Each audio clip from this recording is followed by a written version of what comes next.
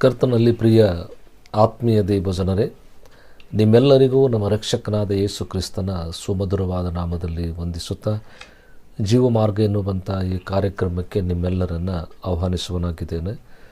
2026ನೇ ಸಾಲಿನ ಹೊಸ ವರ್ಷದ ಶುಭಾಶಯಗಳನ್ನು ಕೋರುತ್ತಾ ಈ ದಿವಸ ಕರ್ತನ ಜೀವವುಳ್ಳ ವಾಕ್ಯದ ಕಡೆ ಗಮನ ಹರಿಸುವ ಪ್ರಿಯರೇ, ದಿವಸದ ಸತ್ಯವೇದದ ವಾಕ್ಯ ಭಾಗವು ಪ್ರವಾದಿಯಾದಂಥ ಯೆಶಾಯನ ಬರೆದಂಥ ಪುಸ್ತಕ 43ನೇ ಅಧ್ಯಾಯ ಅದರ 14ರಿಂದ 21 ವಚನವನ್ನು ಓದಿ ಕೇಳುವ.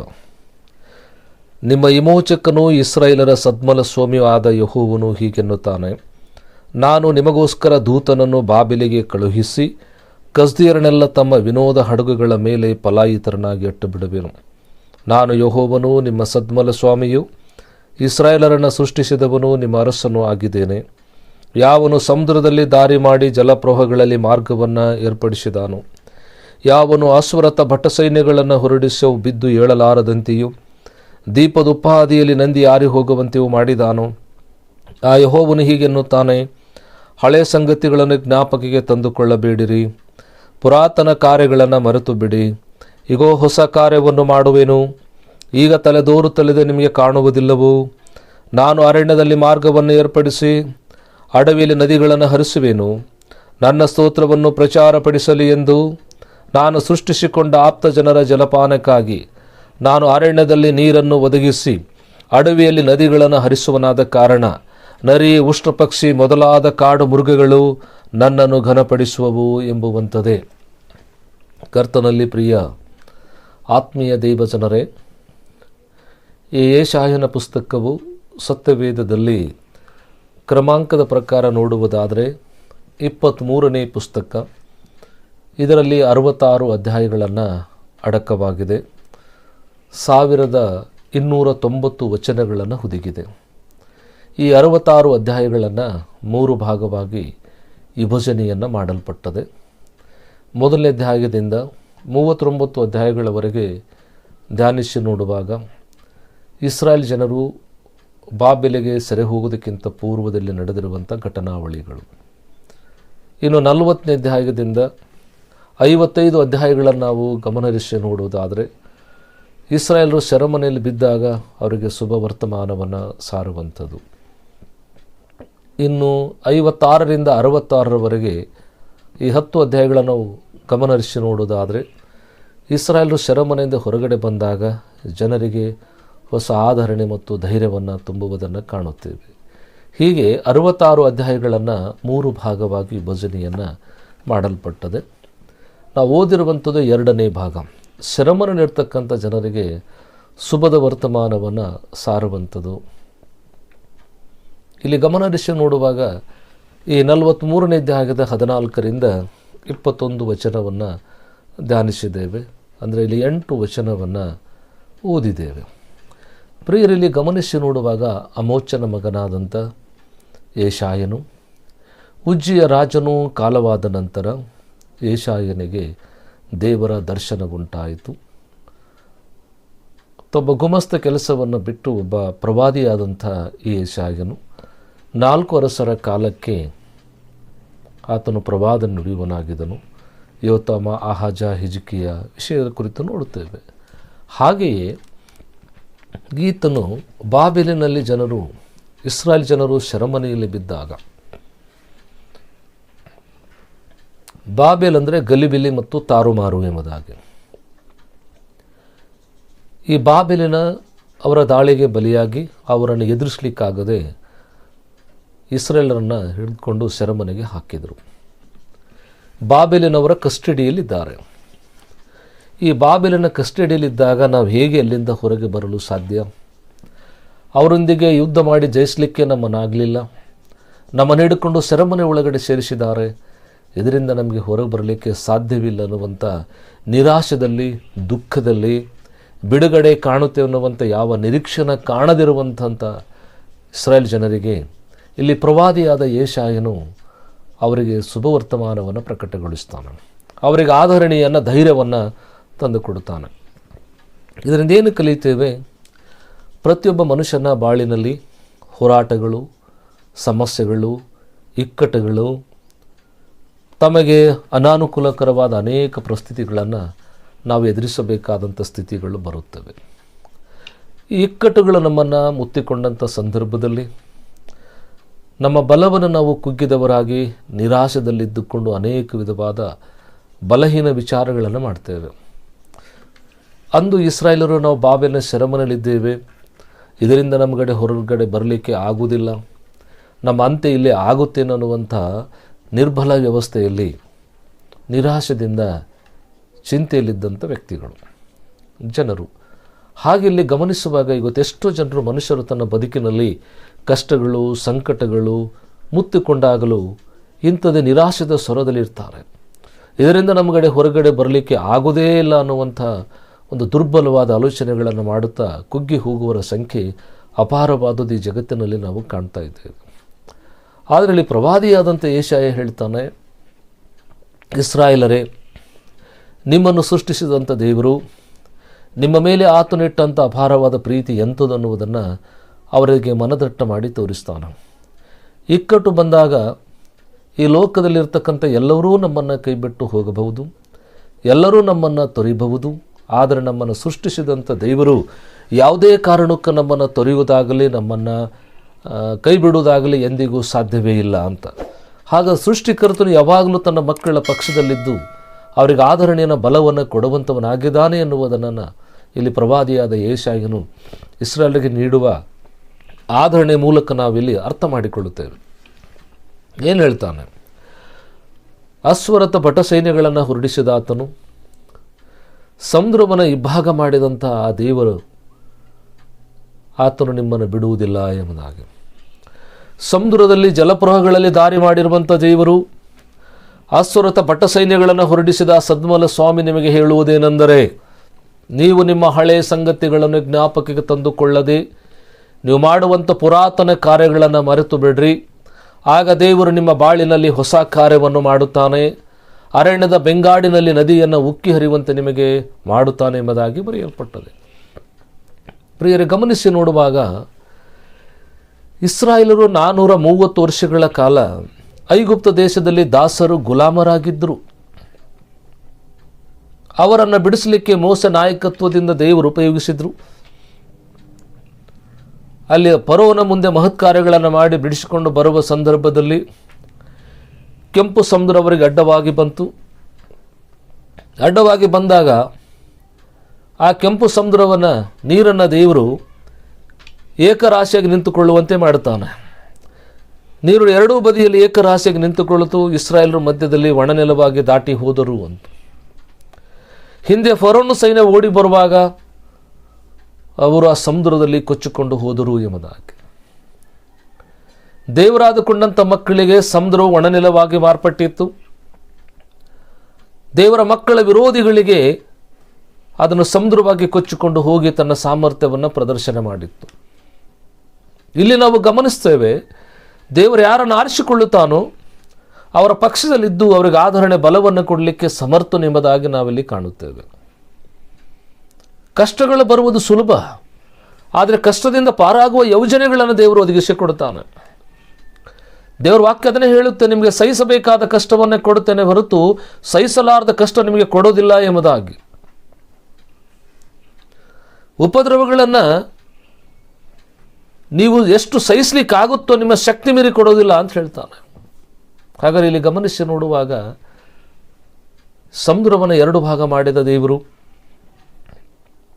ನೀರನ್ನು ಏಕರಾಶಿಯಾಗಿ ನಿಲ್ಲುವಂತೆ ಮಾಡಿದ ದೇವರು, ಹಿಂದೆ ಬಂದಿರುವಂಥ ಫರೋಹನ ಸೈನ್ಯವನ್ನು ಕೊಚ್ಚಿಕೊಂಡು ಹೋಗುವಂತೆ ಮಾಡಿದ ದೇವರು, ಸಮುದ್ರದ ಮೇಲೆ ಅಧಿಕಾರ ನಡೆಸಿದಂಥ ದೇವರು, ಇನ್ನು ಬಾಬಿಲ ಅರಸರ ಸೆರೆಮನೆ ಬಿಡಿಸೋಕ್ಕಾಗೋದಿಲ್ಲ. ಅಶ್ವರಥ ಭಟ ಸೈನ್ಯಗಳನ್ನು ಹೊರಡಿಸಿದಂಥ ದೇವರಿಗೆ ಈ ಸೆರೆಮನೆಯಿಂದ ಬಿಡಿಸುವುದು ಯಾವ ಲೆಕ್ಕ ಎಂಬುದಾಗಿ. ದೇವರು ನಿಮಗೆ ಮಾಡಿರುವ ಉಪಕಾರಗಳನ್ನು, ದೇವರು ನಿಮ್ಮ ಪಕ್ಷದಲ್ಲಿ ಇದ್ದಂಥದನ್ನು, ನಿಮ್ಮ ಜೊತೆಯಲ್ಲಿರುವುದನ್ನು ನೀವು ನೆನಪು ಮಾಡಿಕೊಳ್ಳ್ರಿ. ನೀವು ದುರ್ಬಲರಾಗಬೇಡ್ರಿ, ಬಲಹೀನರಾಗಬೇಡ್ರಿ, ನಿರಾಶೆಗಡಿಗಳಾಗಬೇಡಿ ಅಂತ.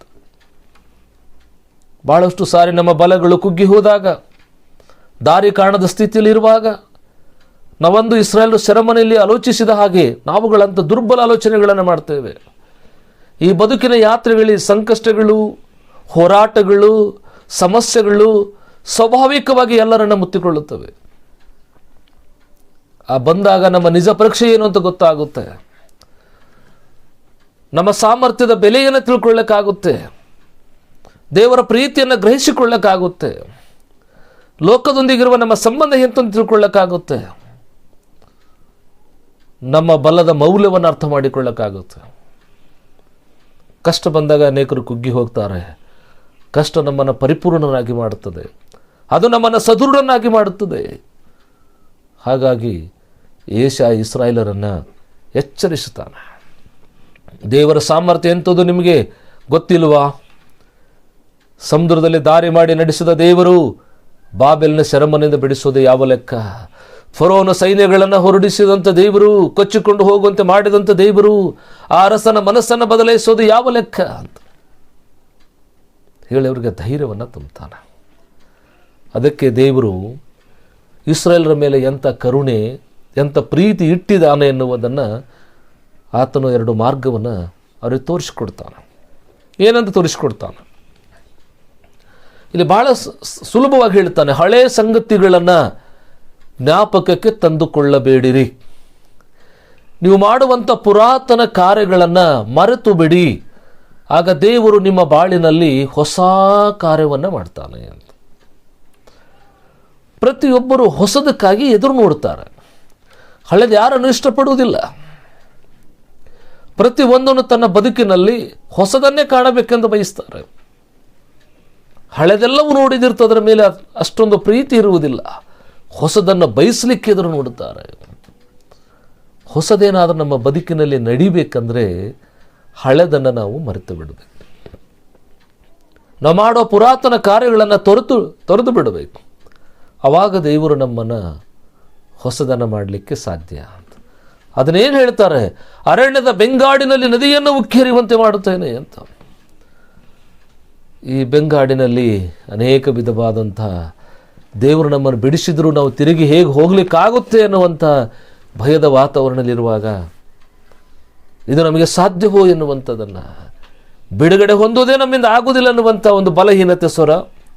ಎರಡನೇದಾಗಿ ಬಿಡುಗಡೆ ಆದ ಮೇಲೆ ನಾವು ಹೇಗೆ ಇಸ್ರಾಯೇಲ್ ಮತ್ತೆ ನಮ್ಮ ದೇಶವನ್ನು ತಲುಪಲು ನಮಗೆ ಸಾಧ್ಯವಾಗುತ್ತೆ ಎನ್ನುವಂಥ ಭಯದಲ್ಲಿದ್ದರು. ಅದಕ್ಕೆ ಬಹಳ ಸೊಗಸಾಗಿ ದೇವರು ತನ್ನ ಜನರಿಗೆ ಮಾಡಿರುವಂಥದ್ದನ್ನು ಮತ್ತೆ ನೆನಪು ಮಾಡಿಕೊಡ್ತಾನೆ. ನಾವು ಗಮನ ಹರಿಸಿ ನೋಡುವಾಗ ವಿಮೋಚನೆ ಕಾಂಡ ಪುಸ್ತಕದ 15ನೇ ಅಧ್ಯಾಯದ 22ರಿಂದ 27 ವಚನವನ್ನು ಓದಿ ನೋಡುವಾಗ ಬಹಳ ಸೊಗಸಾಗಿ ಬರೆಯಲ್ಪಟ್ಟದೆ. ದೇವರು ಇಸ್ರಾಯೇಲರನ್ನು ಕೆಂಪು ಸಮುದ್ರದಲ್ಲಿ ದಾರಿ ಮಾಡಿ ನಡೆಸಿದರು. ಅದು ದಾಟಿದ ಮೇಲೆ ಅಲ್ಲಿಂದ ಅವರು 3 ದಿನಗಳ ಕಾಲ ಸೂರ್ಯನ ಮಾರ್ಗವಾಗಿ ಕಾಲು ನಡಿಗೆಯಿಂದ ಬರುತ್ತಾರೆ. ಬಂದಾಗ ನಡೆದು ದಣಿದು ಹೋಗಿರ್ತಾರೆ, ಆಯಾಸಗೊಂಡಿರ್ತಾರೆ. ಅವರ ತಿನ್ನಕ್ಕೇನೂ ಇಲ್ಲ, ಕುಡಿಯಲು ನೀರಿಲ್ಲ. ಹೋಗಿ ಮಾರ್ ಎನ್ನುವ ಸ್ಥಳಕ್ಕೆ ಬಂದು ನಿಂತರು. ದೇವರು ಸಮುದ್ರ ದಾಟಿಸಿದರು, ಆದರೆ ಕಾನಾನ್ ದೇಶ ಅವರಿಗೆ ತೆಗೆದುಕೊಂಡು ಬರಲಿಲ್ಲ. ಅವರಿಗೆ ನೀವು ನಡ್ಕೊಂಡು ಹೋಗಬೇಕು. ಬಿಡುಗಡೆಯ ಬೆಲೆಯನ್ನು ಅರ್ಥವಾಗಬೇಕು. ನದಿಯನ್ನು ನಿಮ್ಮಿಂದ ಅಸಾಧ್ಯವಿತ್ತು, ಅದನ್ನು ದಾಟಿಸಿದ್ರು. ಇವಾಗ ನೀವು ನಡ್ಕೊಂಡು ಹೋಗಬೇಕು. ನಡ್ಕೊಂಡು ಬರ್ತಾ ಇರ್ತಾರೆ. ಸೂರ್ಯನ ಮಾರ್ಗವಾಗಿ ಬರುವಾಗ 3 ದಿವಸ ಹಗಲಿರುಳು ನಡೆದಾಗ ಆಯಾಸಗೊಳ್ತಾರೆ. ತಿನ್ನಲು ಆಹಾರ ಇಲ್ಲ, ಕುಡಿಯಲು ನೀರಿಲ್ಲ. ಹೋಗಿ ಮಾರ್ ಅನ್ನುವ ಸ್ಥಳಕ್ಕೆ ಬರ್ತಾರೆ. ಆ ಸ್ಥಳದ ನೀರು ಕೈಯಾದಂಥ ನೀರು. ಆವಾಗ ಮೋಸೆ ಮೇಲೆ ಗುಣಗುಡ್ತಾರೆ. ನಮ್ಮ ನೀರಿಲ್ಲ ಸ್ಥಳಕ್ಕೆ ತಂದು ನಮ್ಮನ್ನು ಸಾಯಲು ತಗೊಂಡು ಬಂದೀಯಾ? ಅಲ್ಲಿ ದಾಸರಾಗಿದ್ದರು ಸರಿಯೇ, ಗುಲಾಮರಾಗಿದ್ದರು ಸರಿಯೇ, ಎಷ್ಟು ಸಂಕಟ ಕೊಟ್ಟಿದ್ರು, ಕೊನೆಗೆ ಜೀವನಕ್ಕೆ ಆಹಾರವಾದರೂ ಸಿಗ್ತಿತ್ತು. ಸರಿಯಾದ ಸಮಯಕ್ಕೆ ಸಿಗದಿದ್ದರೂ ಸಮಯ ತಪ್ಪಿಯಾದರೂ ಪಡ್ಕೊಳ್ತಿದ್ದೆವು. ನಿಜವಾದ ಸಂತೋಷ ಇರದೇ ಹೋದರೂ ತಾತ್ಕಾಲಿಕ ಸಂತೋಷ ಆದರೂ ಇರ್ತಿತ್ತು. ಈ ಅಡವೆಲ್ಲ ತಂದು ನಮ್ಮನ್ನು ಸಾಯಿಸಲು ಕರ್ಕೊಂಡು ಬಂದಿ ಎಂಬುದಾಗಿ ಮೋಸೆ ಮೇಲೆ ಗುಣಗುಟ್ಟುತ್ತಾ ಇದ್ದರು. ಮನುಷ್ಯನಿಗೆ ಕಷ್ಟಗಳು ಬರುವಾಗ, ವ್ಯಾಧಿಗಳು ಬರುವಾಗ, ಹೋರಾಟಗಳು ಬರುವಾಗ, ಸಮಸ್ಯೆಗಳು ಬರುವಾಗ ತನ್ನ ಬದುಕಿನ ನಿಜ ಮೌಲ್ಯ ಏನು ಅಂತ ಗೊತ್ತಾಗ್ಬಿಡ್ತದೆ ಅಂತ. ಆವಾಗ ಮನುಷ್ಯ ದೇವರ ಮೇಲೆ ತಿರುಗಿ ಬೀಳುವಂಥದ್ದು. ಕೊರತೆಗಳು ಬರುವಾಗ ಕುಟುಂಬದಲ್ಲಿ ವ್ಯತ್ಯಾಸಗಳು ನಿರ್ಮಾಣ ಆಗುವಂಥದ್ದು. ಸಮಸ್ಯೆಗಳು ಬರುವಾಗ ಏಕತೆಯನ್ನು ದಾಟಿ ಹೋಗ್ತದೆ, ಹೋಗಿ ಗಲಿಬಿಲಿಗೆ ಒಳಗಾಗ್ತೇವೆ. ಏನು ಅದ್ಭುತಗಳು ಮಾಡುವಾಗ ಜೊತೆಯಾಗಿ ಬಂದರು, ಇಲ್ಲಿ ದೇಹ ದಣಿದು ಹೋದಾಗ, ಕುಡಿಯಲು ನೀರು ಸಿಗದಿದ್ದಾಗ ಮೋಸ ಮೇಲೆ ಗುಣಗುಟ್ಟಲು ಪ್ರಾರಂಭ ಮಾಡಿದ್ರು. ಅವರನ್ನು ಪ್ರೀತಿಸಿ ಅವರಿಗೋಸ್ಕರ ಅನೇಕ ಸಂಕಟಗಳನ್ನು ಮೋಸ ಅನುಭವಿಸಿ ಬಿಡಿಸ್ಕೊಂಡು ಬಂದರು. ಆದರೂ ನೀರು ಸಿಗದಿದ್ದಾಗ ಮೋಸ ಮೇಲೆ ತಿರುಗಿ ಬೀಳಲಿಕ್ಕೆ ಬಂದರು. ಕೆಲವು ಸಾರಿ ಇಕ್ಕಟ್ಟನ್ನುವಂಥದ್ದು ನಮ್ಮ ಬದುಕಿನ ತಾಳ್ಮೆಯನ್ನು, ನಮ್ಮ ಯೋಗ್ಯತೆಯನ್ನು ನಮಗೆ ನೆನಪು ಮಾಡಿಕೊಡ್ತದೆ ಅಂತ. ಆವಾಗ ಅದಕ್ಕೆ ಮೋಸ ಬೇಸರಗೊಳ್ಳಲಿಲ್ಲ. ಅವರ ಆಯಾಸಗೊಂಡವರು, ದಣಿದು ಹೋದವರು, ಬಾಯಾರಿಕೆ ಆಗಿದೆ, ಹಸಿವೆ ಆಗಿದ್ದಾರೆ, ಅವರು ಕೇಳಿದ್ರೆ ತಪ್ಪೇನಿದೆ ಅಂಥೇಳಿ ಆತನೇನು ಮಾಡ್ತಾನೆ, ಹಿರಿಯರನ್ನು ಕರೆಕೊಂಡು ದೇವರ ಪಾದ ಬಳಿಗೆ ಹೋಗ್ತಾನೆ. ದೇವರೇ, ನೀನು ನಮ್ಮನ್ನು ಫರೋನ ಕೈಯಿಂದ ಬಿಡಿಸಿದಿ, ಈ ಅಡವಿಲಿ ನಡ್ಕೊಂಡು ಬರುವಂತೆ ಸಹಾಯ ಮಾಡಿದಿ, ಕೆಂಪು ಸಮುದ್ರವನ್ನು ದಾಟಿಸಿದಿ. ದೇವರೇ, ಗೊತ್ತ ನನ್ನ ಜನರಿಗೆ ಕುಡಿಯಲು ನೀರು ಕೊಡು. ಕಷ್ಟ ಬಂದಾಗ ಮೋಸೆ ದೇವರಲ್ಲಿ ಮೊರೆಯಿಟ್ಟನು. ಇವತ್ತು ಬಹಳಷ್ಟು ಜನರು ಕಷ್ಟ ಬಂದಾಗ ಸೃಷ್ಟಿಕರ್ತನ ಪಾದಕ್ಕೆ ಎರಗಿ ಬರುವ ಬದಲಾಗಿ ಕೆಟ್ಟ ಮಾರ್ಗವನ್ನು ಹುಡ್ಕೊಳ್ತಾರೆ, ನೀತಿಗೆ ವಿರುದ್ಧವಾದ ಕಾರ್ಯಗಳನ್ನು ಮಾಡ್ತಾರೆ. ಹಾಗಾದರೆ ಮೋಸ ಕೆಲಸವನ್ನು ಮಾಡಲಿಲ್ಲ, ಬದಲಾಗಿ ದೇವರಲ್ಲಿ ಮೊರೆಯಿಟ್ಟನು. ದೇವರವನಿಗೇನು ಮಾಡ್ತಾನೆ, ಒಂದು ಮರವನ್ನು ತೋರಿಸ್ತಾನೆ, ಈ ಮರದ ಎಲೆಯನ್ನು ಕಡಿದು ನೀರಿನ ಒಳಗಡೆ ಹಾಕು ಅಂತ ಹೇಳ್ತಾನೆ. ಯಾರು ಕಷ್ಟದ ಕಾಲದಲ್ಲಿ ದೇವರಿಗೆ ಮೊರೆ ಇಡುತ್ತಾರೋ, ಇಕ್ಕಟ್ಟಿನಲ್ಲಿ ದೇವರವರಿಗೆ ವಿಶೇಷ ಸಹಾಯಕನಾಗ್ತಾನೆ. ಅವರಿಗೊಂದು ಮರವನ್ನು ತೋರಿಸ್ತಾನೆ.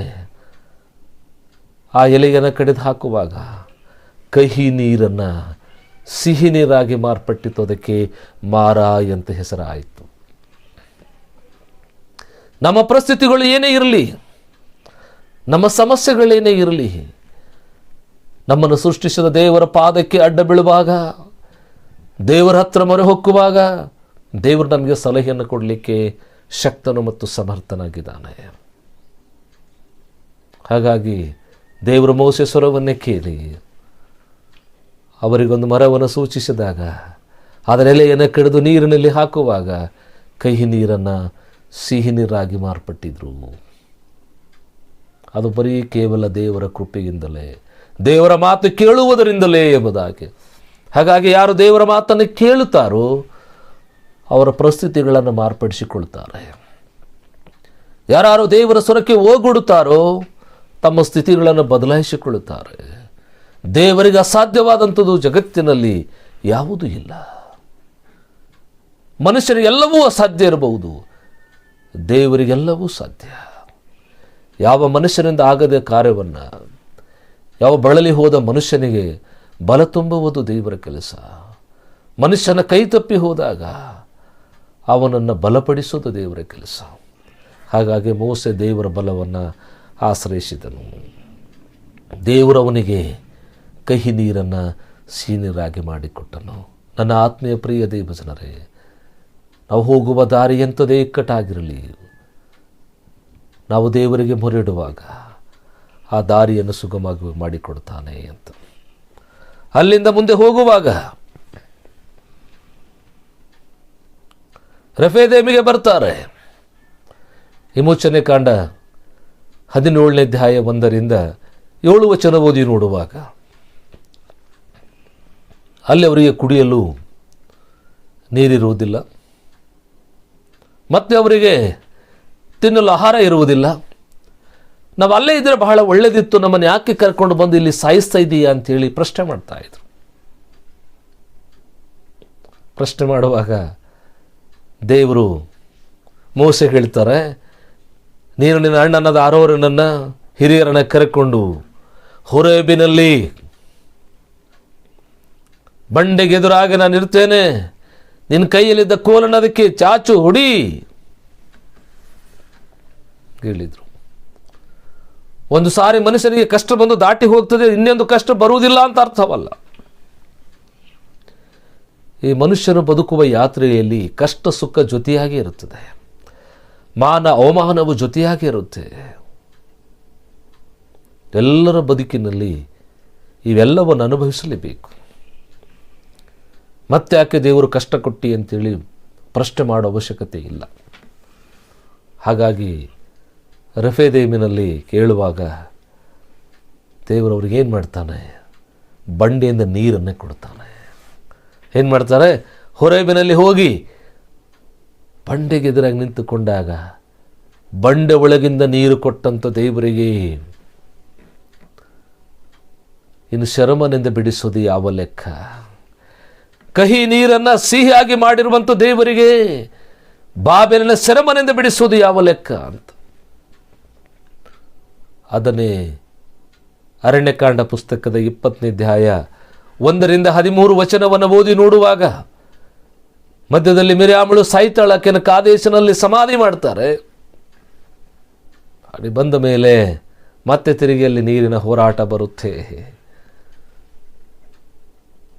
ಆವಾಗ ಅದೇ ಬಂಡೆಯಿಂದ ಹೊರಬಿನ ಅಲ್ಲಿ ಬಂಡೆಯಿಂದ ನೀರನ್ನು ಕೊಡ್ತಾನೆ ಅಂತ.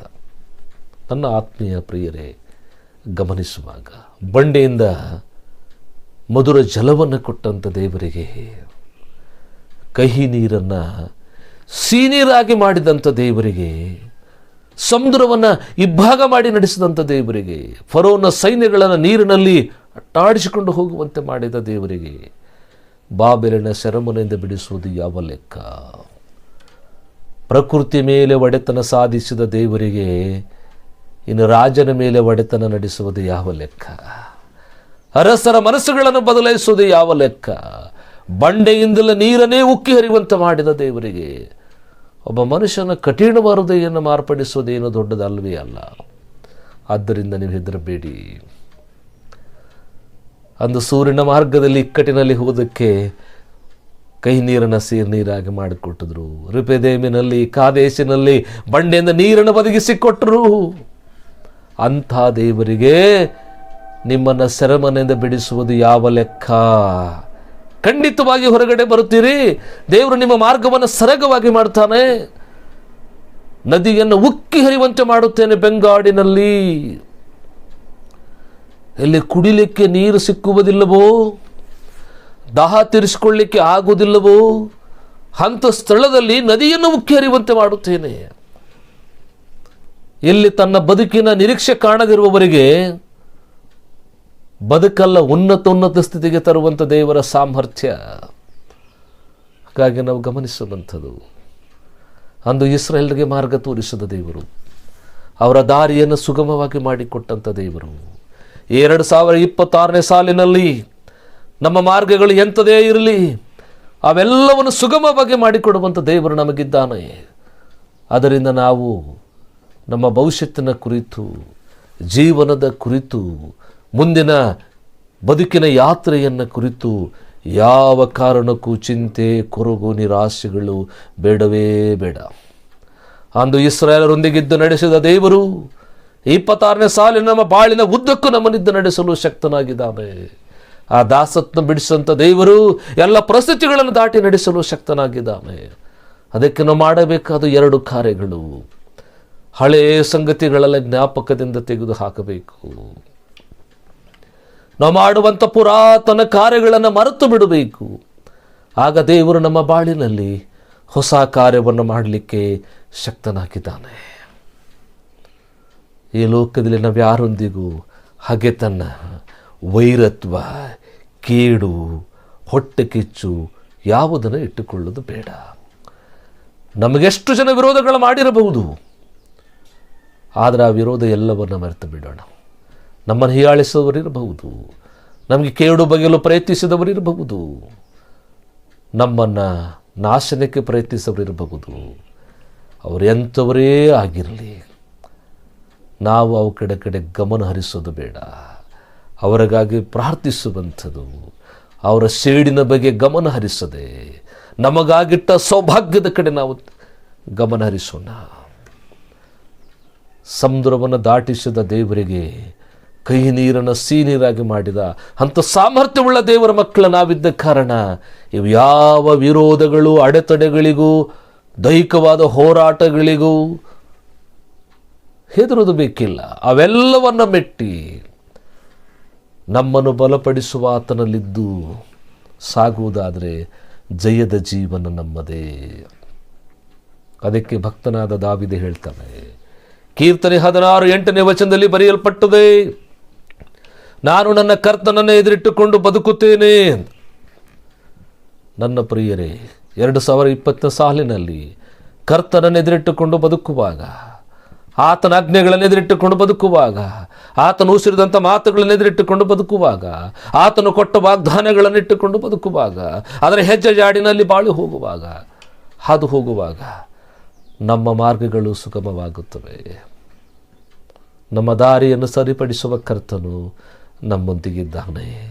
ಇಸ್ರಾಯೇಲನ್ನು ಕಾಯುವ ದೇವರು, ಹಿಂಬಲವಾಗಿ ಮುಂಬಲವಾಗಿ ನಡೆಸುವಂಥ ದೇವರು ನಮ್ಮ ಜೊತೆಯಲ್ಲಿದ್ದ ಕಾರಣ, ಇಲ್ಲಿವರೆಗೆ ಮ್ಯಾನೇಜರ್ನಾಗಿ ಸಹಾಯ ಮಾಡಿದ ದೇವರು ಮುಂದೆ ಇಮಾನುವೇಲನಾಗಿ ಬಾಳಿನ ಜೊತೆಗಿರುವಂಥ ಕರ್ತನು ನಮಗಿದ್ದ ಕಾರಣ ನಾವು ಹೆದರುವ ಅಗತ್ಯವೇ ಇಲ್ಲ. ಅಂದು ಇಸ್ರಾಯೇಲರ ಮಾರ್ಗವನ್ನು ಸರಗ ಮಾಡಿ ಕಾನಾನ್ ದೇಶಕ್ಕೆ ತಲುಪಿಸಿದ ದೇವರೇ, ಇಂದು ನನ್ನ ಬದುಕಿನ ಯಾತ್ರೆಯನ್ನು ಸರಗ ಮಾಡಿ ನಿನ್ನ ನಿತ್ಯತ್ವದ ನಿರೀಕ್ಷೆಯಿಂದ ಬಾಳೋದಕ್ಕೆ ಸಹಾಯ ಮಾಡು. ಎಷ್ಟು ದಿನ ನನ್ನನ್ನು ಲೋಕದಲ್ಲಿ ಬದುಕಲು ನೀನು ಬಯಸುತ್ತೀಯೋ ಅಷ್ಟು ದಿನ ನಿನಗೆ ಸ್ತುತಿ ಸ್ತೋತ್ರಗಳನ್ನು ಹೇಳುತ್ತಾ, ನಿನ್ನ ಆಜ್ಞೆಗಳ ಹೆಜ್ಜೆ ಜಾಡಿನಲ್ಲಿ ಬಾಳುತ್ತಾ, ನಿನ್ನ ಮಾರ್ಗದರ್ಶನದಲ್ಲಿ ಜೀವನವನ್ನು ಮಾಡುತ್ತಾ, ನನ್ನಿಂದ ಸಮಾಜಕ್ಕೆ, ಜನರಿಗೆ ಲಾಭದಾಯಕವಾಗಿ ಬದುಕನ್ನು ಸಾಗಿಸುವುದರಲ್ಲಿ, ಜನರಿಗೆ ನಿನ್ನ ಪ್ರೀತಿಯನ್ನು ಪ್ರಚುರಪಡಿಸುವುದರಲ್ಲಿ ನನ್ನನ್ನು ಪಳಗಿಸಿಕೊಳ್ಳು. ನನ್ನ ಬದುಕಿನ ಮಾರ್ಗವನ್ನು ಸರಗ ಮಾಡು ಅಂತ ನಾವು ಕೇಳುವುದಾದರೆ, ಅಂದು ಇಸ್ರಾಯೇಲರಿಗೆ ಮಾರ್ಗ ಮಾಡಿದ ದೇವರು ಇವತ್ತು ನಮ್ಮ ಬದುಕಿನಲ್ಲಿ ಮಾರ್ಗ ಮಾಡಲಿಕ್ಕೆ ಶಕ್ತನು. ಹಾಗಾಗಿ ಸೆರೆಮನೆಯಲ್ಲಿದ್ದಂಥ ಇಸ್ರಾಯೇಲ್ನವರಿಗೆ ಯೆಶಾಯನು ಆಧರಣೆಯನ್ನು ಕೊಡ್ತಾನೆ. ಆತನು ಬೆಂಗಾಡಿನಲ್ಲಿ ನದಿಯನ್ನು ಉಕ್ಕಿ ಹರಿಯುವಂತೆ ಮಾಡುತ್ತಾನೆ. ನಿಮ್ಮ ಪರಿಸ್ಥಿತಿಗಳು ಎಂಥದೇ ಇರಲಿ, ಪರಿಸ್ಥಿತಿಯನ್ನು ಬದಲಾಯಿಸುವಂತಹ ಪರಮೋನ್ನತನಾದ ದೇವರ ಸಾನ್ನಿಧ್ಯವೇ ಸಾಕು, ಬೇರೆ ಏನೇನು ಅಗತ್ಯವೂ ನಮಗಿಲ್ಲ. ಕರ್ತನ ಸನ್ನಿಧಾನವನ್ನು ಅನುಭವಿಸುತ್ತಾ, ಕರ್ತನಿಂದ ಬರುವಂಥ ಪರಮಾನಂದವನ್ನು ಅನುಭವಿಸುತ್ತಾ, ಪರಲೋಕದ ನಿರೀಕ್ಷೆಯಲ್ಲಿ ಜೀವನ ಮಾಡುವುದರಲ್ಲಿ ಕರ್ತನು ತಾನೇ ನಮ್ಮನ್ನು ಮುನ್ನಡೆಸಲನ್ನುವುದೇ ಇಂದಿನ ಸಂದೇಶದ ತಿರುಳಾಗಿರುತ್ತೆ. ಆಸಕ್ತಿಯಿಂದ ಕೇಳಿದ ನಿಮ್ಮೆಲ್ಲರಿಗೂ, ನಿಮ್ಮ ಮುಂದೆ ನಡೆಸಂಥ ತಂದೆಯಾದ ದೇವರಿಗೂ ನನ್ನ ಹೃದಯಪೂರ್ವಕವಾದ ವಂದನೆ ಹೇಳುತ್ತೇನೆ. ದೇವರು ನಮ್ಮೆಲ್ಲರನ್ನು ಅತಿ ಹೆಚ್ಚಾದ ರೀತಿಯಲ್ಲಿ ಆಶೀರ್ವದಿಸಲಿ. ಆಮೇನ್. ಬನ್ನಿರಿ ಪ್ರಾರ್ಥನೆ ಮಾಡೋಣ. ಶಾಂತಿದಾಯಕನು, ಕೃಪಾ ಸಂಪೂರ್ಣನು, ಪ್ರೀತಿಗೆ ಪಾತ್ರನು, ಸ್ತುತಿಯೋಗ್ಯನಾಗಿರುವಂಥ ನಮ್ಮ ಪರಲೋಕದ ಪ್ರಿಯ ಕರ್ತನೆ, ನಿಮ್ಮ ಮಹಾಕರುಣೆ ಕೃಪೆಗಾಗಿ ನಿಮಗೆ ವಂದನೆ. ಕರ್ತನೆ, ಯಾರು ನಿನ್ನ ಈ ಸ್ವರವನ್ನು ಆಲಿಸ್ತಾ ಇದ್ದಾರೋ ಸ್ವಾಮಿ, ಆ ಹೃದಯಗಳೆಲ್ಲರೂ ನಿನ್ನ ಮಾರ್ಪಡಿಸು ಸ್ವಾಮಿ. ಅಂದು ಇಸ್ರಾಯೇಲರೊಂದಿಗಿದ್ದು ಆಧರಿಸಿ ಪರಾಮರಿಸಿದ ದೇವರೇ, ನಿನ್ನಲ್ಲಿ ಮೊರೆ ಹೊಕ್ಕವರೆಲ್ಲರ ಜೊತೆಯಲ್ಲಿದ್ದು ಆಧರಿಸು, ಪರಾಂಬರಿಸು. 26ನೇ ಸಾಲಿನ ಉದ್ದಕ್ಕೂ ಹರ್ಷ, ಉಲ್ಲಾಸ, ಸಂತೋಷ, ಸಮೃದ್ಧಿಯ ಜೀವನವನ್ನು ಅನುಭವಿಸಲಿಕ್ಕೆ ಸಹಾಯವನ್ನು ಮಾಡಿರಿ. ಎಲ್ಲಕ್ಕಿಂತ ಮಿಗಿಲಾಗಿ ಅನುದಿನ ನಿಮ್ಮ ಸನ್ನಿಧಾನವನ್ನು ಅನುಭವಿಸಿ ಪರಲೋಕ ರಾಜ್ಯದ ನಿರೀಕ್ಷೆಯಲ್ಲಿ ಬಾಳುವಂತೆ ನಮ್ಮೆಲ್ಲರನ್ನು ಪಳಗಿಸಬೇಕಾಗಿ ಯೇಸುವಿನ ಹೆಸರಿನಲ್ಲಿ ಪ್ರಾರ್ಥಿಸಿ ಬೇಡುತ್ತೇವೆ ನಮ್ಮ ಪರಲೋಕದ ಪ್ರಿಯ ಕರ್ತನೆ. ಆಮೇನ್. ದೇವರು ನಮ್ಮೊಂದಿಗಿರಲಿ.